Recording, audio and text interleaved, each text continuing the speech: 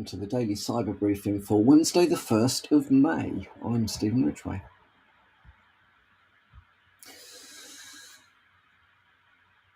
The R language has been patched against an arbitrary code execution vulnerability. It's tracked as CVE 2024-27322, and basically allowed an attacker who could persuade a victim to download a maliciously crafted R data serialization file into an R project. It allows the attacker then to run arbitrary code.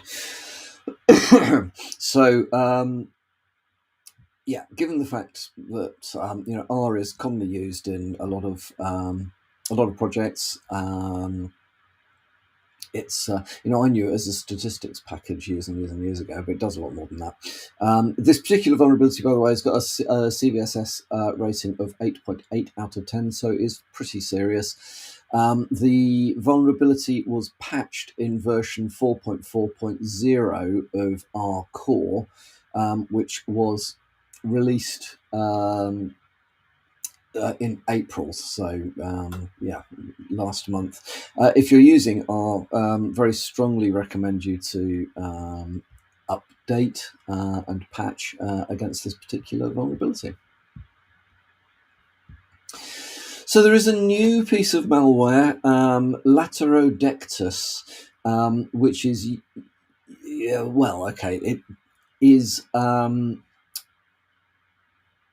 using phishing as a starting point, but then goes on to look quite convincingly like it is something legitimate until it has got you hooked in. So Laterodectus, which is also known as Unidentified 111 and ICE Nova malware, has been analysed via the Proofpoint team, is being distributed in a way that makes it look quite legit. So basically an email comes along saying, blah, blah, blah, could you please check an estimate for next month's budgets, and then it's got one of those tiny link type, one of those obfuscated shortened links. You click on it and it goes to what looks like an Azure download, which is actually just a file. So there's a PDF attached to this. So you click on that. It then sends you to a fake Cloudflare page where you have to complete your capture and then you can start your download. Well, when you do start the download, it downloads a JavaScript file that is heavily obfuscated, which then basically goes and downloads a malicious DLL.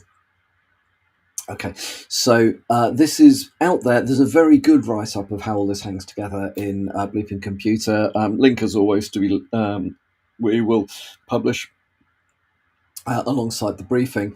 So worth having a look, because whilst it's not the most sophisticated I've ever seen, it certainly is something that is good to understand, if only to gain a little bit more knowledge of how attackers are conning people into doing things and ending up getting compromised.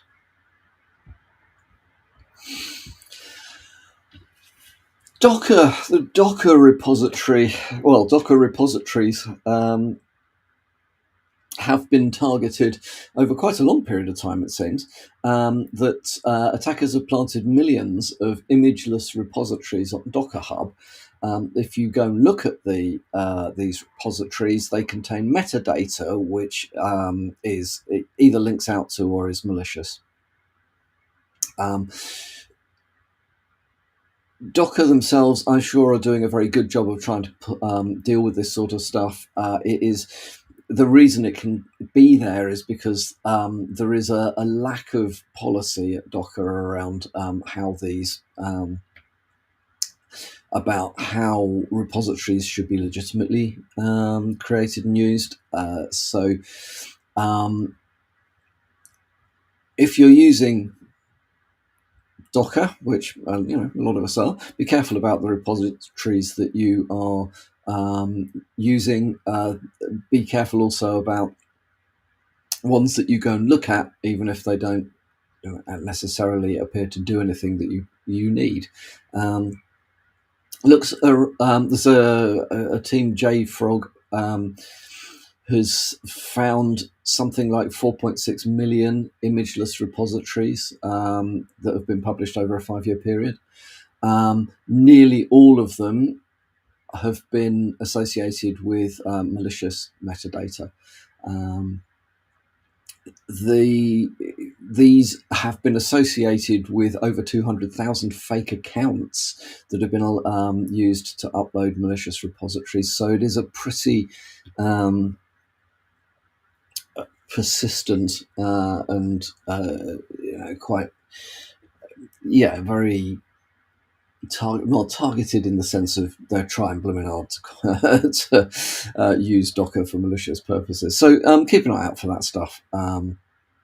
Docker's removed 3 million of these recently, which is a good thing, but as always, remain vigilant. So there's an interesting article I came across in the Register regarding a spat that has been going on between Apple and the European Union regulators. As if you use Apple stuff, you will know that Apple has an app store, and the Apple App Store has been, unless you jailbreak your device, Apple App Store has been the only way in which you could get software onto your iPhone. Now, there is we'll call it a discussion around whether the logic behind that is purely commercial from Apple's perspective, as in they can fleece their app developers, or whether it provides a level of control and security and privacy to end users. I personally don't think it's a bad thing for Apple to have been what the EU calls a gatekeeper. I think that if you're using an Apple device, you're doing so because that's what you expect. You're not doing it because you want to have the ability to mess about with your device. You want it to just work. You want the apps to be, to at least have, as an old boss of mine used to say, one throat to choke if things go wrong. However, the European Union, in its infinite wisdom, decided that that was a bad thing and is busily regulating against gatekeeper organisations, which has meant that in the European Union, Apple has had to now open up iOS to other app stores. Now, okay, the mitigation to the risk of that's not what consumers really want from Apple. The mitigation is, well, they have to be approved app stores. But this has led on to all sorts of other things going on now, because it's only one part of the world, and it's a reluctant acceptance of a piece of regulation that Apple disagrees with. They haven't done a very good job of implementing it. So within Safari at the moment on iOS version 17, it is possible for websites to ask for a marketplace kit tracker to be associated with your device, which can then be used to track you across other websites which you use through Safari. It's bad coding from the point of view of Safari. They also are not properly securing these trackers. They are currently apparently vulnerable to man-in-the-middle attacks and blah blah blah, loads of other. It's just it's a bit of a half-assed implementation, frankly. Really good article on the Register that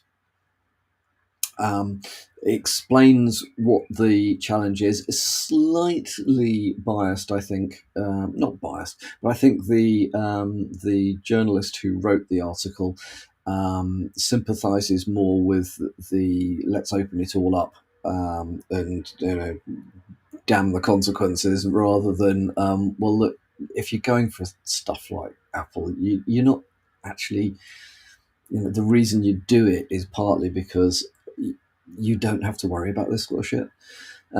So yeah, interesting.